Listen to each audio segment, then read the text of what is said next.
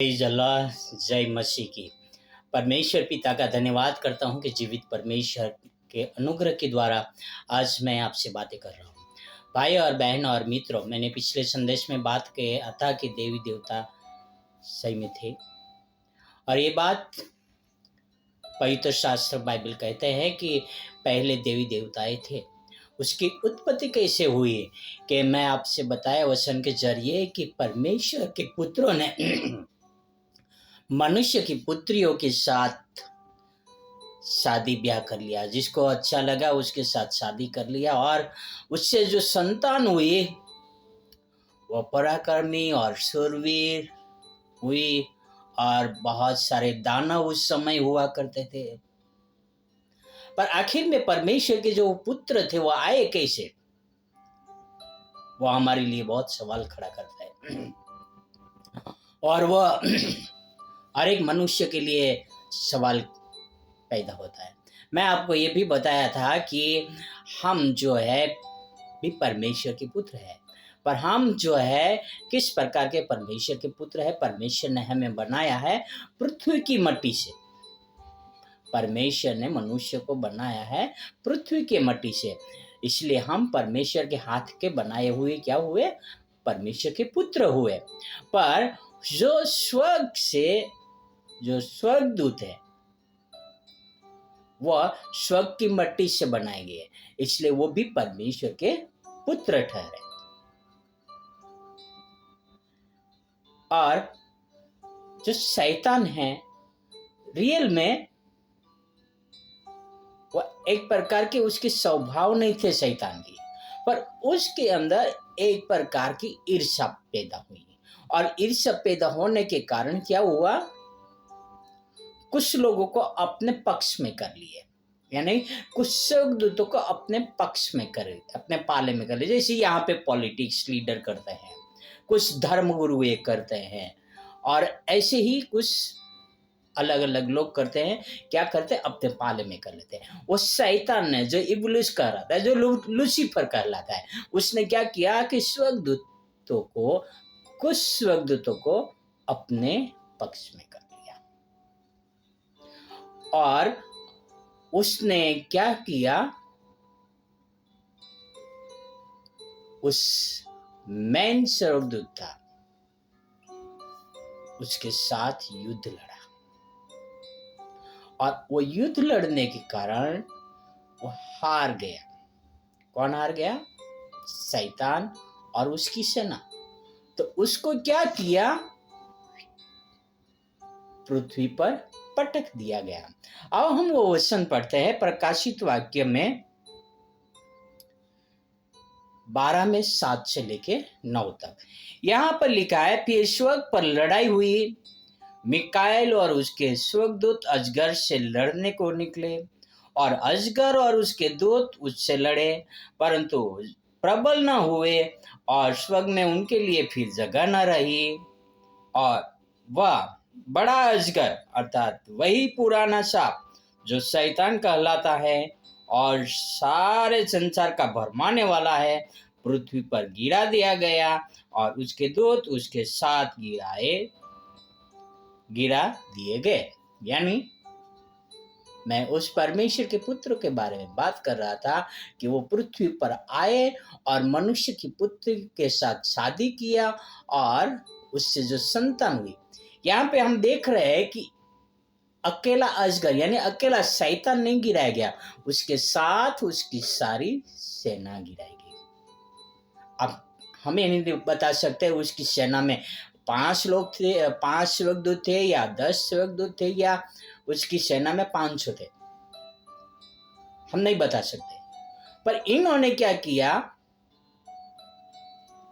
कि जैसे मनुष्य की पुत्रियों को देखा जो भी सुंदर सुंदर है, उसके साथ ब्याह कर लिया, उससे संतान हुई, वो पराक्रमी हुए बहुत सारे, और वह मनुष्य को भरमाने का काम करने लगे, और मनुष्य को लगा वाओ यही देवी देवता है।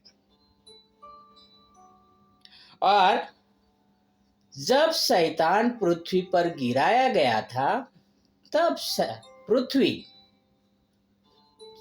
एक अंधेरा कुंड थी,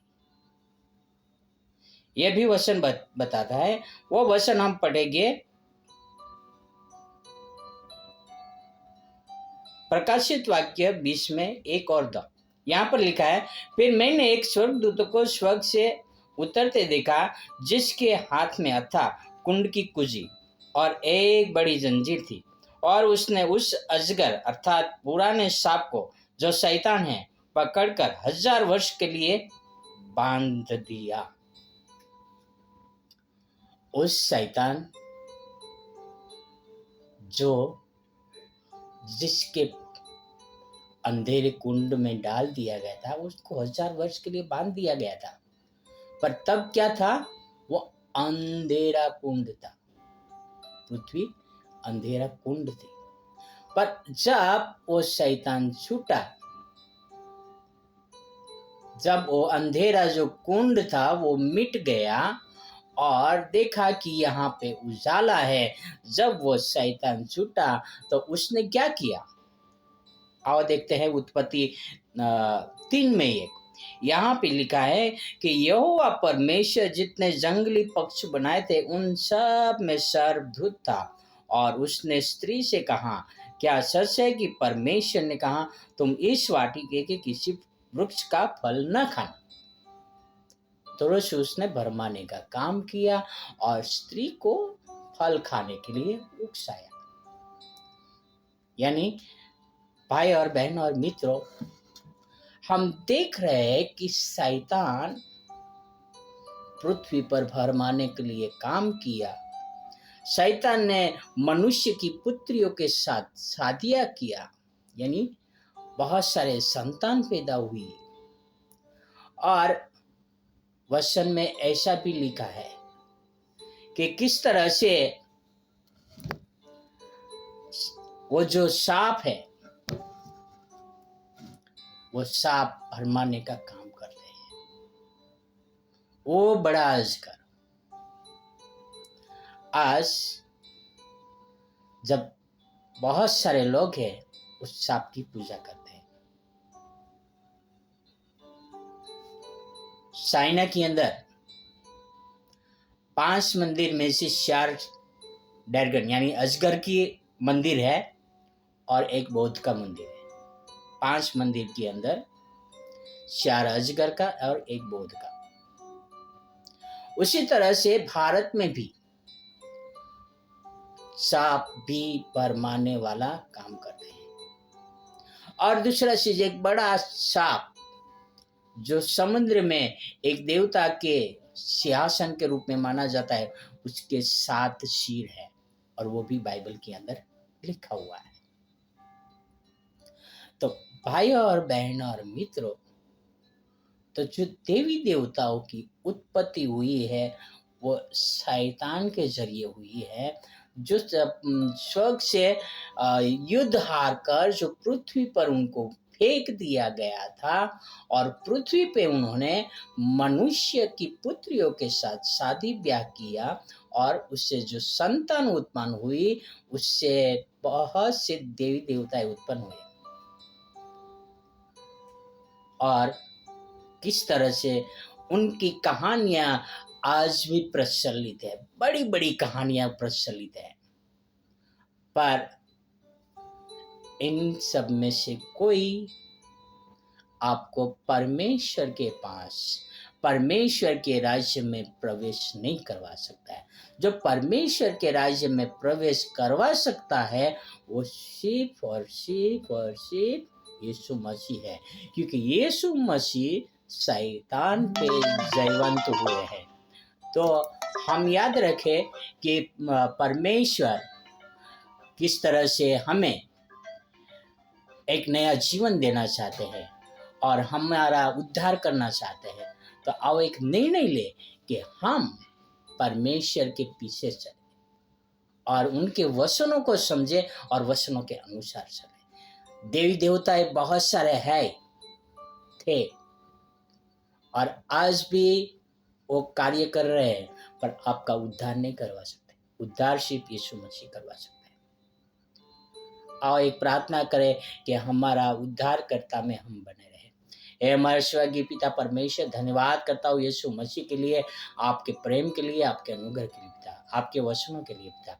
मदद करना पिता, ताकि आपके वचनों में बने रहे और आपकी शक्ति में बने रहे पिता। धन्यवाद यीशु मसीह के लिए, आपके प्रेम के लिए पिता। ये सारी प्रार्थना मेरे उद्धार करता प्रभुओं का प्रभु यीशु मसीह के नाम से करता हूँ। आमीन, आमीन, आमीन। God bless you. Have a wonderful